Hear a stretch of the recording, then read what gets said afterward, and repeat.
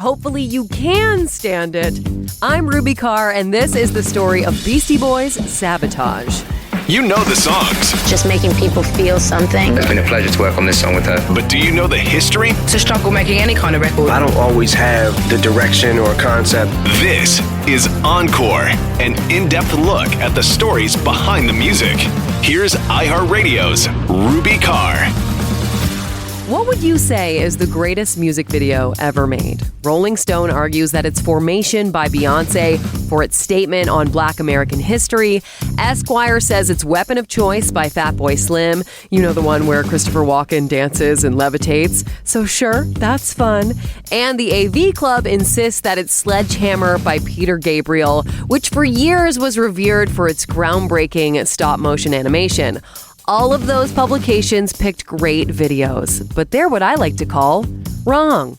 Because the answer to that question is easily and without a doubt Sabotage by Beastie Boys. And I'm not just saying that because I look really good in a fake mustache. Yes, it's incredibly goofy, and sure, it is insignificant compared to something like Formation, but just let me go with this, okay?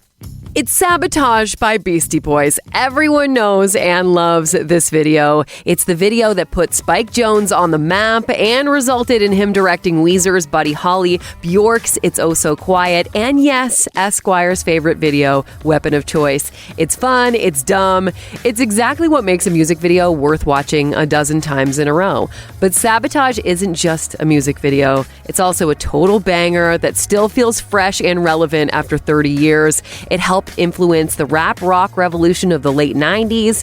It provided countless memorable moments in film and television, and it brought the Beastie Boys back into the mainstream after they nearly sabotaged their own careers in the late 80s. See what I did there? The story of Beastie Boys begins back in 1981. A 15-year-old punk named Michael Diamond has been playing in various hardcore bands for a couple of years before starting the Young Aborigines with friends John Barry, Jeremy Chatan, and Kate Schellenbach. The Young Aborigines weren't really going anywhere, but one day another young punk named Adam Yauch sat in on their rehearsal. Within a month, he would join Michael, Kate, and John in the band, which changed their name to Beastie Boys. Taking inspiration from the LA punk band Angry Samoans, the name was their attempt to come up with the stupidest name possible.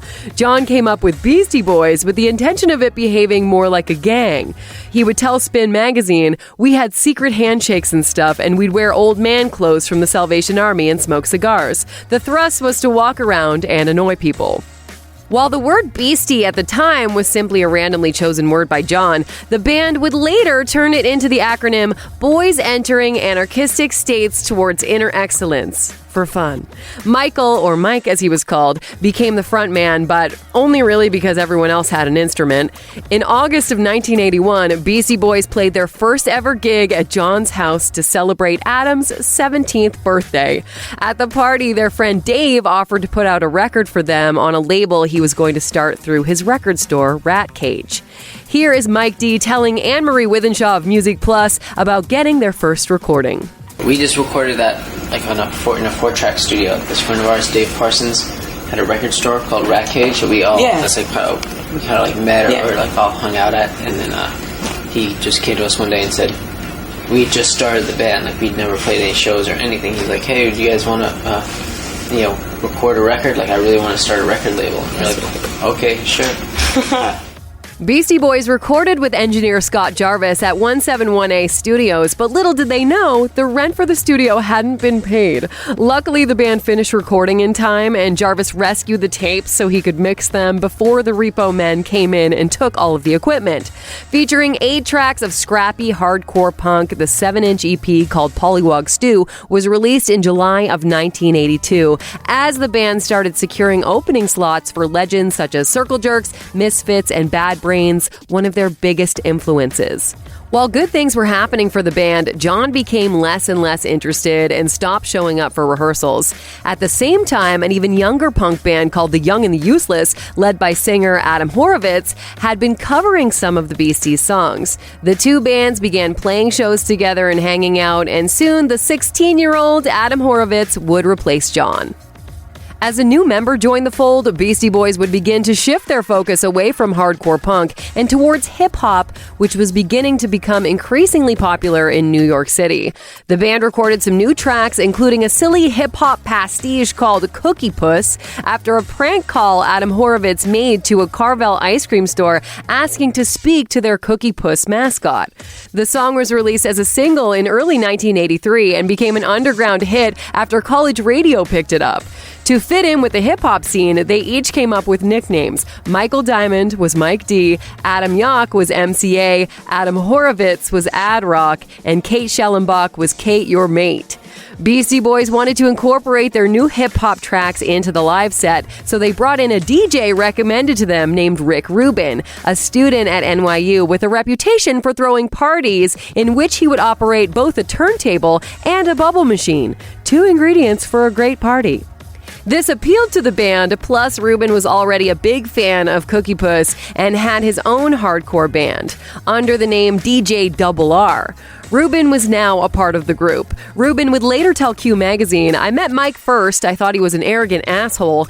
Through spending time with the Beasties, I grew to see that they had this great sense of humor. It wasn't that they were assholes, and even if it was, they were funny with it." The band started playing shows at legendary clubs like Studio 54 and Danceteria, doing 15 minutes of hardcore and another 10 minutes of just spitting their rhymes over Rick's hip-hop records. But soon, Beastie Boys would lose another member. After going away one weekend, Kate returned home to find Mike, Adam, and Adam all decked out in matching Puma sweatsuits that Rubin had purchased for them as a way of giving them more of a hip-hop crew image. Kate would read the writing on the wall. She would tell Spin, "Rick's influence was really hard to deal with. Everybody in our crew was very open and not sexist at all, and Rick was this piggish guy from Long Island. He was really sexist and homophobic, and they were all getting into his persona because they thought he was cool. And they were also getting into what they thought a hip-hop group was supposed to act like, grabbing their dicks and talking about girls. It was very disappointing and alienating." Kate was kicked out of the band, which Ad Rock would later admit was a big regret of theirs, writing in the Beastie Boys book that it was just all part of them embracing their new tough rapper guy identity. Now a trio, the Beastie Boys would really find their stride. Rick Rubin was becoming more than just the Beastie Boys DJ. He would assume the role of producer and even guru, becoming a strong influence in building their image and helping the band shape their white frat boy sound that had them rapping lewd and crude rhymes about partying over hard-hitting rock guitars and drums. It was the perfect music to help launch Rubin's new record label, Def Jam, which he had co-founded with Russell Simmons. Simmons was the manager of another promising rap group featuring his brother called Run DMC, and soon he too would be managing Beastie Boys. The band came into a windfall when their song Beastie Revolution was used in a commercial by British Airways without permission. They hired lawyers and threatened to sue the airline company, but managed to negotiate a $40,000 settlement before any legal action was taken. The money would allow MCA and Mike D to move out of their parents' homes and get an apartment. While the new digs doubled as a recording studio, the place was a bit of a hole. The bathtub was in the kitchen, and the floor had been paved with asphalt. But instead of their apartment, Beastie Boys would record their first single for Def Jam in Rick Rubin's dorm room at NYU. Titled Rock Hard, Rubin sampled AC/DC's Back in Black for the Beasties to rap over. While it would mark their first legit rap song, the Australian rock legends weren't too happy about having their song sampled, especially without permission, so they ordered it to be withdrawn. Years later, in 1999, the Beastie Boys would approach AC/DC again about using the sample so they could include it on their retrospective collection, The Sound of Science, but once again, they would be refused. Mike D would tell NME, "We originally had Rock Hard on there because it was never widely available, so we had to go back to AC/DC for sample clearance. Their lawyer said no, so I decided to call them myself. So I tracked AC/DC down in a studio in Vancouver and talked to Malcolm Young, and they were just not having it." He goes, "I'd love to do it for you guys, but it's Back in Black, one of the top 3 songs we've ever written." Whatever, AC/DC could not get with the sample concept. They were just like, "Nothing against you guys, but we just don't endorse sampling." Much to their surprise, the Beastie Boys were offered the opening slot on Madonna's The Virgin Tour. However, according to Russell Simmons, Madonna's team had actually called him asking for the Fatboys, one of the biggest rap groups of the time, to be her opening act. Simmons, who didn't manage the Fatboys, told them that the group was busy and offered Run DMC in their place. When they turned that idea down because Run DMC would be too expensive, he then convinced them to sign up the Beastie Boys for the tour. While both the Beasties and Madonna had been playing the same venues before she became the biggest pop star in the world, having them open for her turned out to be a disaster. The Material Girls fans didn't take kindly to the Beasties' rude antics of grabbing their crotches, throwing beer around, and swearing every chance they could. They even chased Madonna around on stage with water guns one night. They even reportedly brought some younger fans to tears, with some parents threatening to kill the band. Great example being set on both parts there. And while they relished being such troublemakers, Madonna's team wanted to kick them off the tour. I mean, naturally. However, she insisted they stay put. Years later, Madonna would tell Spin they were very bad boys. They said fuck all the time on stage. The audience always booed them, and they always told everyone to fuck off. I just loved them for that. I couldn't understand why everyone hated them. I thought they were so adorable. Not long after that tour, the band made their Canadian debut on April 8, 1996 at the Copa in Toronto. Earlier in the day, they visited Much Music and told VJ Michael Williams all about their time with Madonna. Now, what happened with Madonna? Tell me the story about how did you get on tour with Madonna? Let's be serious. Madonna. I mean, we have a very special relationship with Madonna. It's a sort of love-hate relationship. No.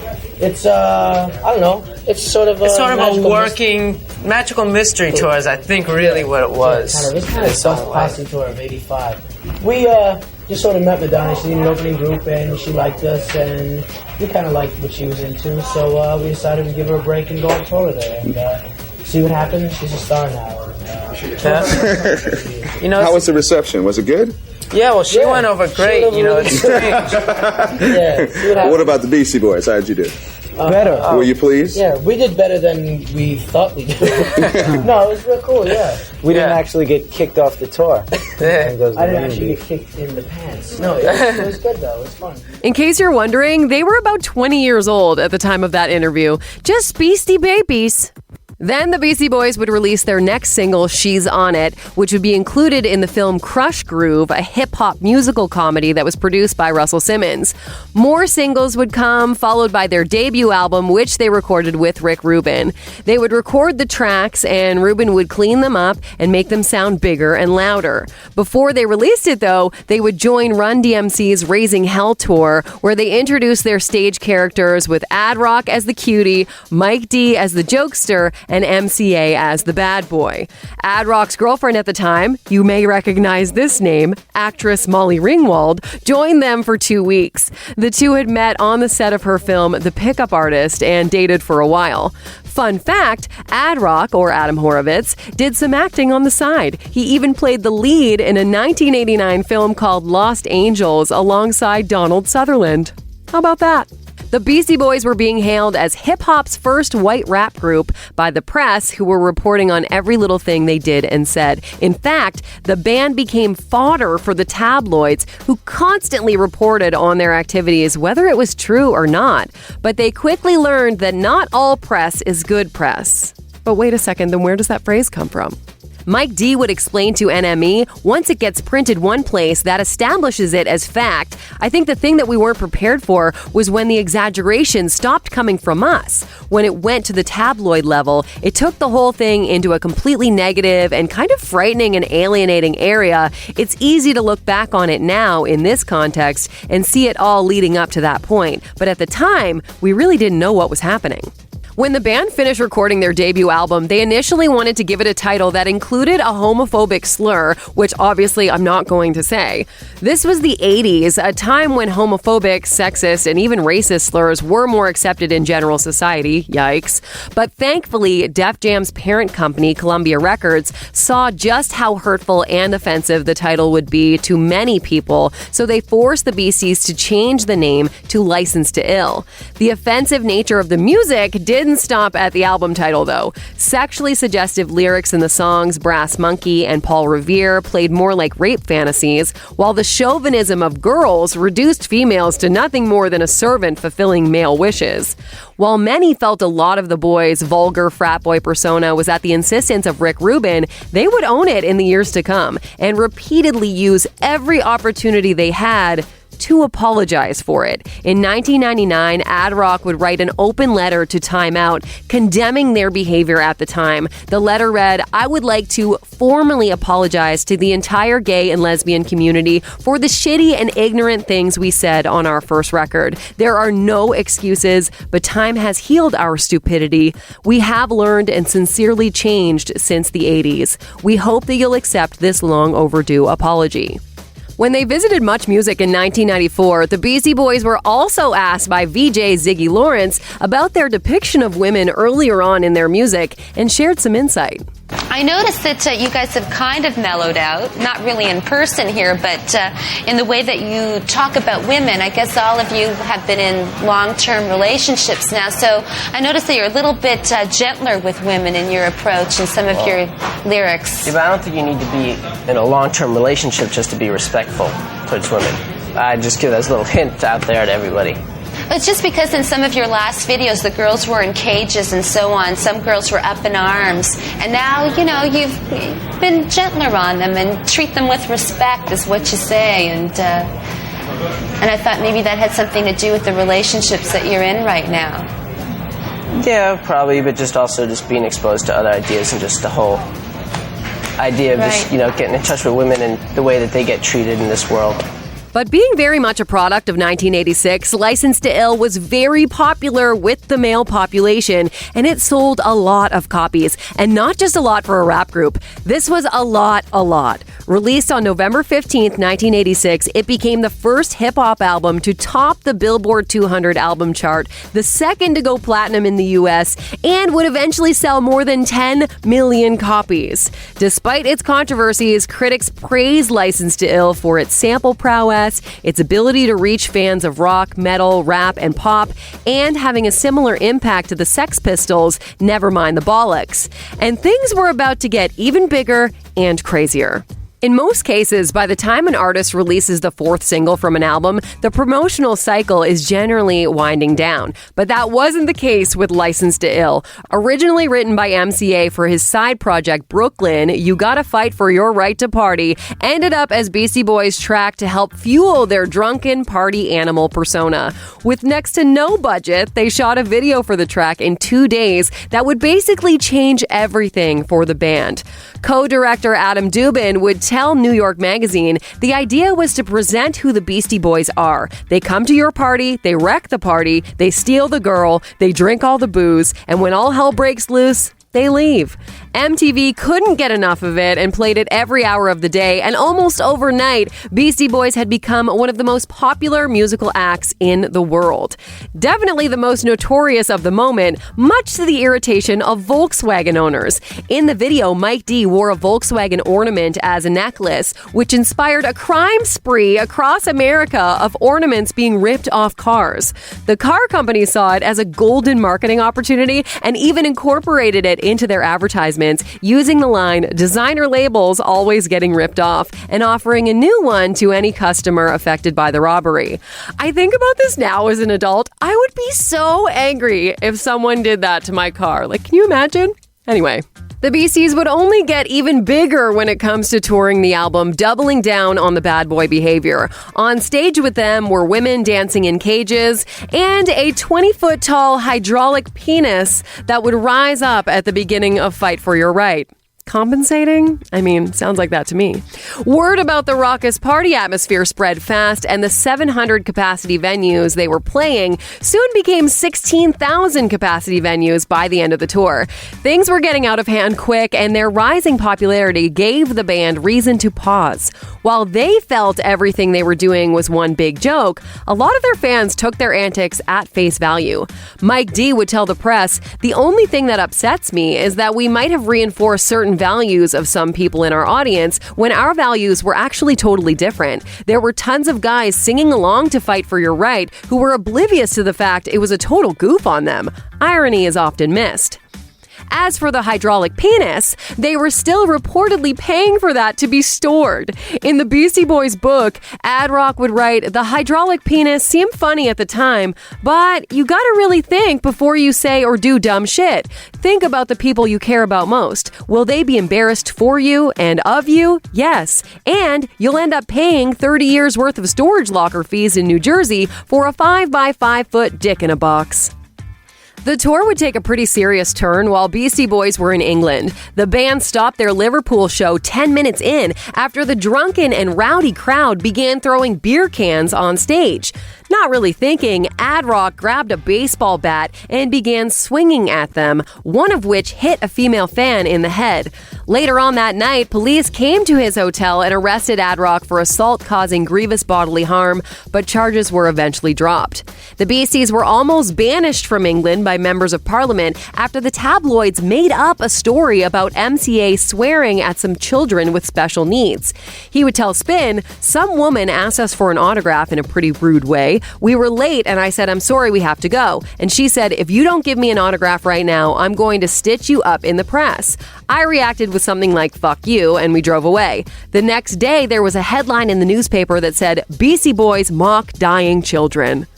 Their infamy was now rivaling their popularity, and they were also hearing it from their peers.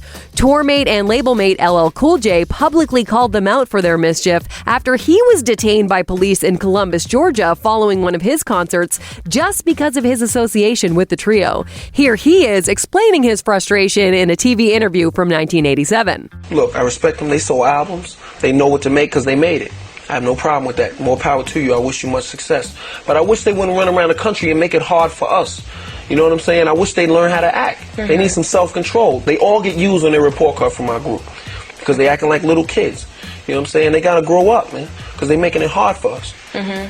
Does it make you angry that a white rap group is coming in and making it hard for you, or would it make any difference? It wouldn't make no difference. That don't help, you know what I'm saying? But I'm not prejudiced like that. I'm not that type of person, you know, I don't care. Conduct themselves in a decent manner. Everything is fine. I wish them the best. Yeah, but they got to... You know, they just making it worse. Yeah. It's already hard. It was already hard after Long Beach and after last year with the riots and all that. Now they gonna go around the country with a giant, you know what I'm saying, with the big thing and all that. And beer and all that. Beer and throwing beer and girls naked on the stage. That's messing it up for us, man. But the Beastie Boys weren't comfortable with being the problem. Their relationship with both Rick Rubin and Def Jam was falling apart due to the fact that they wanted to fix their reputation and have more say over their music. A big screen Beastie Boys movie called Scared Stiff about them being trapped in a haunted house was axed after Rick Rubin demanded too much control over it. The fact that Def Jam wasn't paying them what they were owed didn't help either. Here they are years later recalling to Music Plus what led them to leaving the label. Well, I think that was kind of part of us leaving Def Jam. Okay. Actually, was that it kind of got to this point where like this thing that we started as a joke or making fun of, like, oh hey, we're drinking a lot of beer, or hey, we're joking around about that stuff, and then it kind of like became what we did. You know, we kind of became what we were joking about. That's it. And then and it was kind of like we were getting pressured from like all, you know, became this big thing, and we were selling all these records and tickets and whatever. So it was like us people were like, yeah, keep doing that, keep doing that. It's like Steve Martin with the whole King Tut thing. Yeah, and we like Vegas. We had to break out and not do that. Like sort of like Steve Martin going from King Tut to like, you know, the wild and crazy guy, jerk. But then he did the Pennies from Heaven movie and just switched his groove up. Yeah, and we say he did Sergeant Bilko. Lonely guy. Parenthood. Yeah, we had to switch our groove up. After appearing as themselves in Run DMC's film Tougher Than Leather, directed by Rick Rubin, the Beastie Boys parted ways with Def Jam. They also took some time apart to figure out if they even wanted to keep making music together, with MCA reportedly even quitting the band for a stretch. The Beasties felt that they were perceived as a novelty act, rap's version of the Monkees, manufactured by Rick Rubin and Russell Simmons. Looking for some credibility and to prove they weren't puppets, they left New York for Los Angeles and began to to work on new music that was less commercial and gimmicky.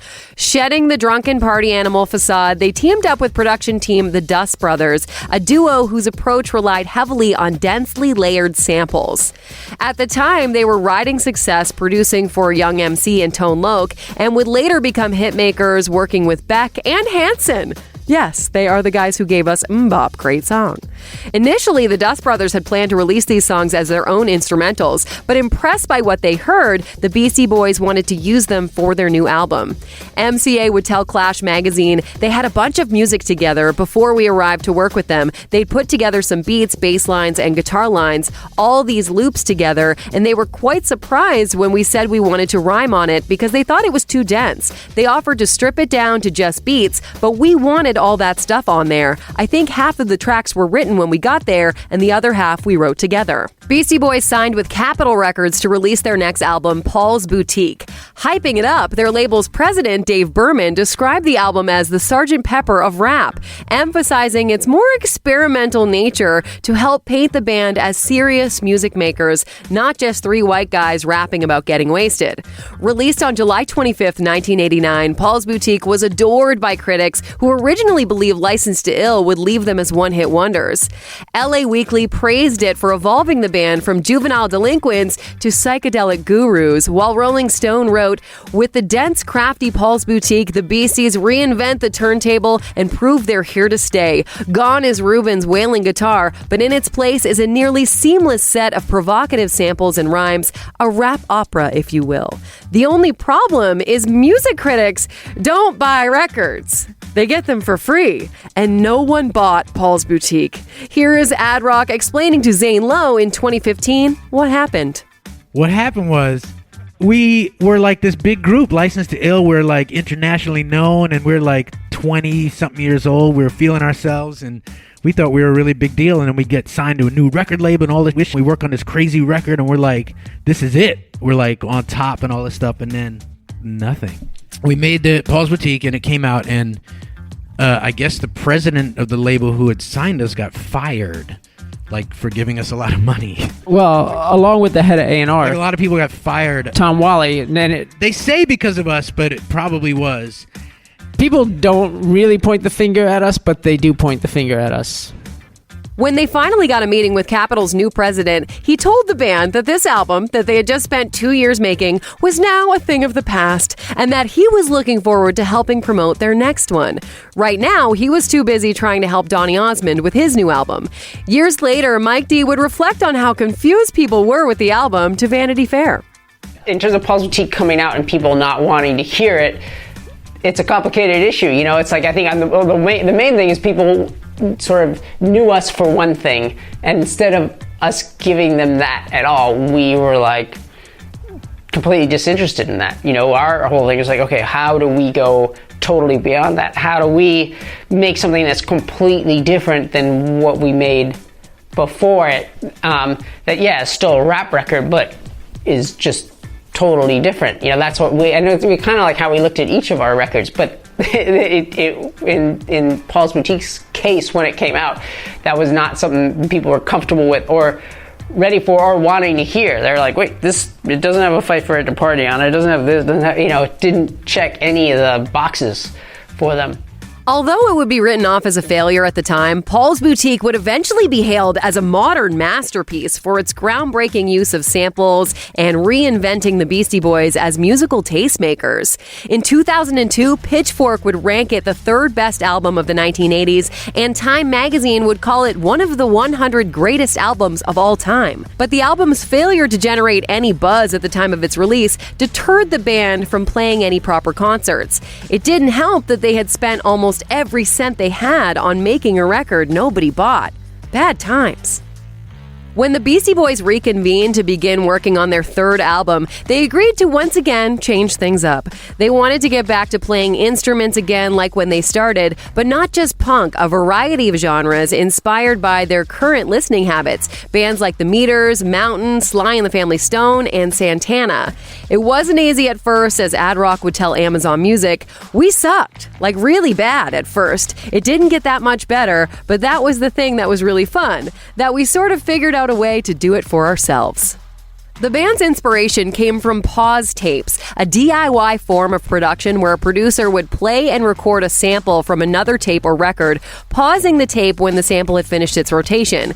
They would then rewind to the beginning of the sample and unpause the tape, starting the process again and extending the sample loop for several minutes. Instead of relying solely on sampling others the way they did on Paul's Boutique, they sought to create their own sounds that sounded like they'd sampled sounds from obscure 70s records. MCA would tell Wax Poetics, on a lot of those pause tapes, there would be a hardcore song, and right after that, a groove song, then a funk song, and then a hip-hop song. In a lot of ways, Check Your Head is a pause tape of that style, but we played music on it. Bringing back producer Mario Caldato Jr., who had worked on Paul's Boutique, the lineup was Mike D on drums, MCA on bass, and Ad Rock on guitar. Joining them was keyboardist Money Mark, a carpenter who helped the Beasties build their G-Sun studio in L.A. The modest studio was named after a closed plumbing business named Gilson's, which had lost its I and L to spell G-Sun. But having their own space to write, rehearse, and record saved them some money on expensive studio time. They were still sampling old records, some Jimi Hendrix, Bob Dylan, even Cheech and Chong, but once again, Beastie Boys were looking to transcend conventional hip-hop. Mike D would tell journalist Simon Reynolds, sometimes I'm tempted to say we've gone beyond hip-hop, but really it's just that we're taking hip-hop to where it's never been before. You can stretch hip-hop a long way before it stops being hip-hop. Its appetite and ability to swallow stuff and incorporate influences is infinite. Recorded over the course of 2 to 3 years, Check Your Head wouldn't return the Beastie Boys to the heights they reached with License to Ill, but it was a success that proved they could succeed on their own terms. Released on April 21st, 1992, the album reached number 10 on the Billboard Albums chart and would go on to become a cult classic of sorts, influencing a number of artists and making people rethink hip-hop's boundaries. Check Your Head's eclectic style saw the Beasties fit more into alternative culture, using its funk-laden grooves, laid-back raps, and broad instrumentals to find new audiences. The broad range of songs appealed to hip-hop heads, skateboarders, grunge fans, and even hardcore kids, thanks to the inclusion of Time for Livin', a punked-up cover of the Sly and the Family Stone song that threw back to their roots. Here they are telling Much Music's Rap City about why they felt hip-hop and punk were ready to unite. I think the hip-hop fans are just about ready to get into hardcore because they're already slam dancing. You know, the two are just merging right now. You had the one shaving their head and going back and forth, crazy hair dye. You know, it's just all coming together right now. The boots, slam dancing, they're ready to unite as one form of music. Check Your Head would mark the very first album released on the Beastie Boys' own label, which they christened Grand Royal. The label would be on an imprint of Capitol and would give them the freedom to release anything they wanted, including side projects and their friends' records. They also used the label to publish a magazine that covered cool stuff like music, basketball, skateboarding, fashion, religion, and food. In an interview with Much Music, however, they joked about how the label got started. It's a label owned by this guy Donald Trump. He's a very rich man, and he gave us like $8 billion, aka Donald Trump. And he said start a record label for me, and he wanted a way for Ivana, his wife, to come out, you know. And then this other woman he's married to, Marla Maple, she's got some emceeing skills that he wanted to develop, so he gave us a lot of money to start a label. No, actually though, mostly we're just putting out records we're into, you know, keeping Donald happy on the side. I think it goes without saying, but just in case you didn't pick up on Mike D's sarcasm, Donald Trump has nothing to do with Grand Royal or the Beastie Boys. I wonder if he would still make that joke now. Under Mike D's direction, the band would build a diverse roster that included teenage singer-songwriter Ben Lee, Japanese experimental pop group Buffalo Daughter, Sean Ono Lennon, the son of John Lennon and Yoko Ono, and Luscious Jackson, a fresh hip-hop pop group featuring original Beastie Boy Kate Schellenbach. Around the same time, MCA experienced a spiritual awakening that would become a major influence of the Beastie Boys moving forward. During a trip to Kathmandu, Nepal, he met some Tibetan refugees and visited a monastery. The experience inspired him to begin studying Buddhism and practice meditation, but it would also bring out more positivity in the lyrics he was writing for the band. In 1996, the Beastie Boys organized the Tibetan Freedom Concert, something that would become an annual event to aid the Milarepa Fund, a non-profit organization that raises money for and promotes awareness of the Tibetan independence movement. The concerts were a tremendous success that saw the Beasties, along with big-name acts like Radiohead, Smashing Pumpkins, Red Hot Chili Peppers, Beck, Foo Fighters, and more, take part. Check Your Head reinvigorated the Beastie Boys and motivated them to keep playing instruments when they begun writing their fourth album, Ill Communication. They now had a better understanding of how to put together that kind of album. As MCA would tell Spin, on Ill Communication, we just expanded what we did on Check Your Head, trying to perfect those styles. Music just spilled out of the Beastie Boys, and they discovered a confidence they'd never had before as musicians. MCA in particular developed his chops playing the upright bass, which made Mike D and Ad Rock take their roles on drums and guitar a little more seriously. When they were nearing the completion of the album, this new song just appeared out of nowhere while MCA was playing the bass with a super fuzz pedal. There was a riff he kept playing over and over that caught everyone's attention. Here is Ad Rock and producer Mario C explaining to Amazon Music how they stumbled upon what seemed like a potential hit. That song was just a bass line. I think everyone had just left the room, and Yalk stayed in and continued working. He's like, what song is that? He's like, I don't know, I just made it up. And then Mike came around the corner, and I go, what's going on? I go, you're rocking there, dude, get in there, just, play along. And he went in on the drums, and bum-bum, bum-bum. And it sounded really cool. Mike was like, oh, sounds cool. So then Mark started playing, I started playing. And the kid went in and just started noodling on one note. It was the only song really that we recorded in a day, like just the instrumental track, and boom. We're like, that sounds cool. I go, that sounds like it's gonna work, man. That was it. With the music written and recorded, at first they just envisioned the song as an instrumental, but even without vocals, they weren't sure if it really fit the Beastie Boys canon. Speaking with Sound on Sound, producer Mario C explained that the band changed their minds about the song, saying when we first played it back, the guys were saying, it sounds too rock, we don't really want to go down that route. There was a long discussion about it, with everyone also acknowledging it was pretty energetic and pretty cool. While we were listening, the owner of the studio, a guy named Chris, walked in. He was an older rock dude with super long hair, and although he'd never normally comment about what he heard when checking to see how things were going, he heard the Sabotage rhythm track and said, now that's what I'm talking about. This is rockin' right here. This is it. He was super excited about it because that's the kind of music he was into. So we ended up naming it Chris Rock, and it kept the title for the longest time. It's Chris's theme. Can you believe Sabotage was almost called Chris Rock? I feel like that would have seriously altered the course of history in some way if that name had stuck. Anywho, the song didn't feel finished, and every once in a while, Ad Rock would go back to it and question whether it needed vocals. The problem was they didn't want to revert back to the rap rock of License to Ill. They had left those days behind them and still feeling the sting of what went down. But Ad Rock had an idea for the song, so with the deadline for the album's completion looming, he gave it a shot and nailed the vocals in just a couple of takes. They played it for Mike D and MCA, who then grabbed their instruments to record a bridge. Then came the line, listen all y'all, it's a Sabotage, which was followed by some DJ scratches by MCA and Ad Rock, and voila, Sabotage was born.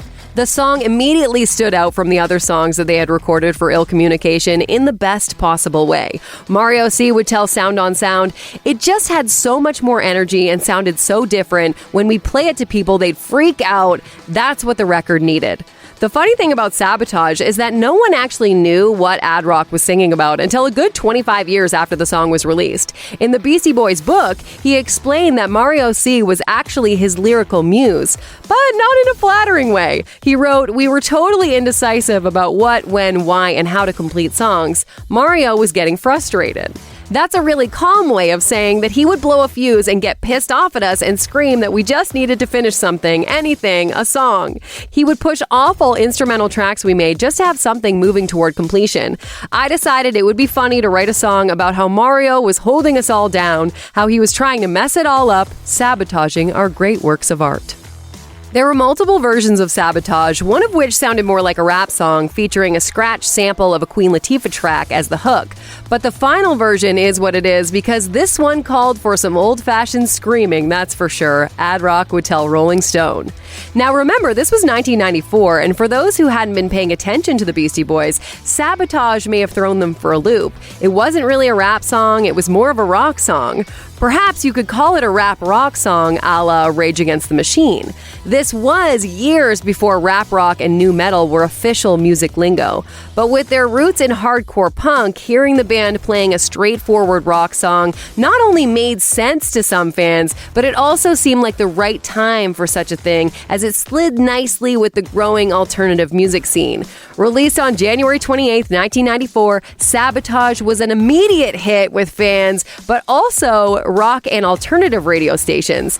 However, it was the music video that made the song one of the decade's biggest hits. If a song was ever defined by its video, it was Sabotage. As cool and awesome as the track itself was, the music video made it so much better. Directed by an up-and-coming filmmaker named Spike Jonze, the video was a throwback pastiche of 70s cop shows like Starsky and Hutch and Hawaii Five-0, complete with cheesy makeup, costumes, and stunts to recreate that era. The idea had been thrown around by the band for a while, but after Spike showed up to one of their photo shoots in a fake wig and mustache, they decided to revisit the idea for the video. Here is Mike D explaining their vision to Vanity Fair.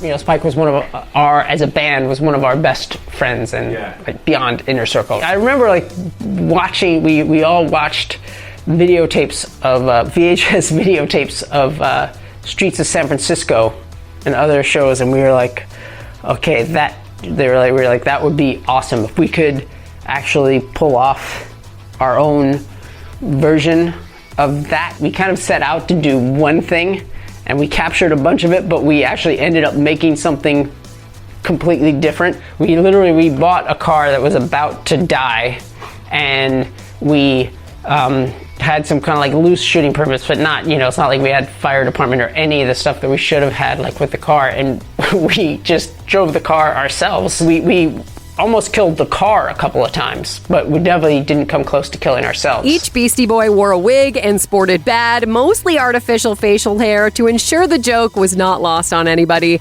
And it worked. The Sabotage video was iconic from the moment it first aired on MTV and Much Music. Naturally, the band had fun explaining where the idea for the video came from during interviews. For example, this moment with Much Music's Ziggy Lawrence. It was that early on in my career, just before I got into music, I was studying to be in the FBI, so I learned a lot about disguises, and we're working with basic CIA and FBI disguise routines, you know, that have real basic disguises, but they also have more elaborate courses on how to elaborate on code disguises. And so all the disguises we're actually wearing in the video are standard CIA issue. To promote the video, the members even made appearances in character as the cops. Vic Calfari, Alessandro Allegre, and Nathan Wind. One appearance was for a short-lived Comedy Central series called High Octane, starring the pre-famed Sofia Coppola as a mock interviewer. Here is MCA as Nathan Wind explaining how he went from being a cop to a big-time actor. So, how did you ever make the transition from undercover cop to television superstar sensation? Well, for me personally, I had studied acting. I had studied method acting. In school, I studied with Burt Reynolds, actually, Dom DeLuise. Interesting. Well. Yeah, and from that, I was just like hell, because I was a cop, and being a cop, and I love guns, and I love arresting people and telling people what to do because I like being in charge. And so then being on TV now, everybody respects what I say. Have you ever shot anyone? I kill a lot of people. What is he? No, it's okay. I'll do anything. I'll do anything I want. Wow, what an awkward pause. In case you're wondering, that was Sofia Coppola asking Nathan Wind if he's ever killed anyone. As kitschy and fun as Sabotage was, it wasn't without its controversies. MTV forced the band to remove scenes involving a knife fight, a man being thrown from a car, and another man being thrown off a bridge, despite it being obviously a stunt dummy. And at the 1994 MTV Video Music Awards, MCA bum-rushed the stage in disguise while REM was collecting their award for Best Direction. Sporting lederhosen and pretending to be his alter ego, Nathaniel Hornblower, MCA argued that Spike Jonze deserved the award. Listen here. This is an outrage because Spike is the director that has just... I'm from Switzerland, okay? Let me just tell everyone that.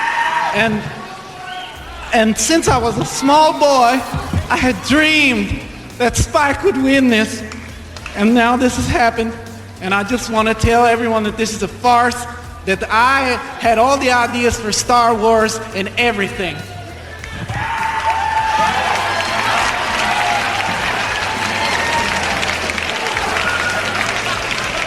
Wow.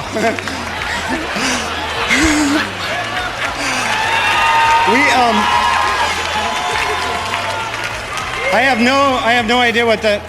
I think that was Cyndi Lauper, but I'm not... That there was a confused Michael Stipe who accepted the award without any clue to what was going on. Naturally, he was graceful about the whole incident, but the point was made loud and clear. Beastie Boys and Spike Jonze were robbed. I bet even Michael Stipe would agree. The popularity of Sabotage and its music video set up the release of Ill Communication to be the most anticipated Beastie Boys album to date. Released on May 31st, 1994, it was their first album to reach #1 on the Billboard album chart since License to Ill. Both fans and critics loved it. Select Magazine wrote that no one else makes tangled, messy albums with such enduring appeal, and Entertainment Weekly described it as the most tantalizing ear candy in years. So how did they make such tantalizing ear candy? Mike D shared the inspiration for the album with Much Music when the band visited Toronto in 1994. Was inspiration, I guess, for this album for you guys? All different kind of funkified goo-goo drops of music. Just mostly the goo-goo drops. The goo-goo drops. You heard it here, folks. Goo-goo drops are the trick to making a hit album. Ill Communication would go on to sell more than 3.5 million copies, and thanks to its popularity with the alternative crowd, Lollapalooza, the wildly popular traveling summer music festival that helped introduce alternative music to the masses, invited the Beasties to co-headline the 1994 edition of its festival. Along with Smashing Pumpkins, The Breeders, George Clinton, A Tribe Called Quest, Nick Cave, The Bad Seeds, and Green Day, it would end being the festival's most popular and lucrative year. One of the biggest highlights for them that summer, having their own custom juicer on tour with them. Here they are telling MTV all about their juicing plans. And then we have a big juicer, like I was talking about, a big commercial, industrial juicer, so we make vegetable juice where we are. So that's going to be good. We're selling juice to the other bands. Yeah, we're going to pimp juice to the other bands, so that's going to be good and profitable. One of my coworkers here at iHeartRadio Canada saw the Beastie Boys play Lollapalooza at Molson Park in Barrie, and what he remembers is almost getting killed when the mosh pit broke out with him unexpectedly smack dab in the middle. However, he did say that Sabotage slapped, so despite his near-death experience. One look at its Wikipedia page, and it's pretty evident that Sabotage has had a pretty significant impact on popular culture since its release 30 plus years ago. Because of its rowdy vibe, the song has been featured in any number of TV shows and movies. For instance, soundtracking the reenactment of the infamous Ford Bronco chase scene in The People vs. O.J. Simpson. In a DVD documentary, Oscar-winning director Danny Boyle credited the Sabotage music video for the opening sequence of his iconic film Trainspotting. It's also surprisingly popular with animated TV shows, appearing in Family Guy, Beavis and Butthead, American Dad, and Futurama, which featured a very cool guest appearance by the band in which they sing Sabotage a cappella as severed floating heads. And maybe it's just the mom in me, but my favorite use of Sabotage was by a YouTube user named Is This How You Go Viral, who mashed up the song with clips from the Sesame Street film Follow That Bird. They nicknamed it Sesame-tage, and it's a pretty adorable parody. Thankfully, no Muppet is thrown off a bridge, though. I don't think I can handle that. It's even crossed over into the sports world. The NHL Seattle Kraken used it as their hype song for when they took the ice at each home game in their second season. And its musical influence has been demonstrated in covers by the likes of Korn and Slipknot together, Canada's own Cancer Bats, and Fish. Okay, I can't imagine that at all, but cool.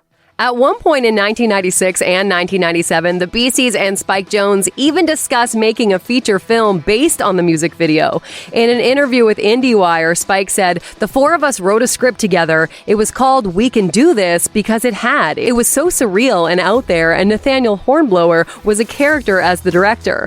One of the characters from Sabotage, Sir Stuart Wallace, was a character, both played by Yacht, and it just would have been ridiculous and fun. There was no 1970s cops in it, but it was definitely in the same spirit. There are photos online of the four of them in a room trying to complete the script, but unfortunately, nothing became of it." Sadly, I don't expect anything to ever happen with the movie pitch because in 2012, MCA, otherwise known as Adam Yauch, died at the age of 47 from a long battle with cancer. In his will, he asked that none of his music be used in any advertising, which is likely why we haven't heard Sabotage used to sell, dish soap or a 4x4 truck. Bless him. For Ad Rock and Mike D, Sabotage remains to be a high point in their career and the standout track from their album Ill Communication, as they pointed out in their interview with Amazon Music. It's not like a chock full of hits record, but there's some You weird... have a couple of big records on there. I mean, you have Sabotage. Smash. Okay, Sure Shot.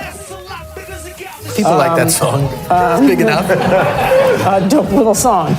Nobody's ever heard that song. Fruit Loop. I like that one. Okay. Eugene's Lament. Bobo on the corner. Weird one. Even weirder. Yeah, but I like that. We put, weird on the record. That's cool. But I think Amy Poehler said it best when she reviewed the Sabotage music video for the Beastie Boys book and wrote, "There would be no Anchorman, no Wes Anderson, no Lonely Island, and no channel called Adult Swim if this video did not exist." That, folks, sounds like a world that isn't worth living in. So thank you, Beastie Boys. We are forever in your debt. I'm Ruby Carr. Thank you so much for listening to Encore. New episodes every Thursday. Make sure you leave us a review and let us know what songs you'd like to hear about. Encore is an iHeartRadio Canada podcast. Download the free iHeartRadio app and subscribe. Thank you. Thank you so much for coming.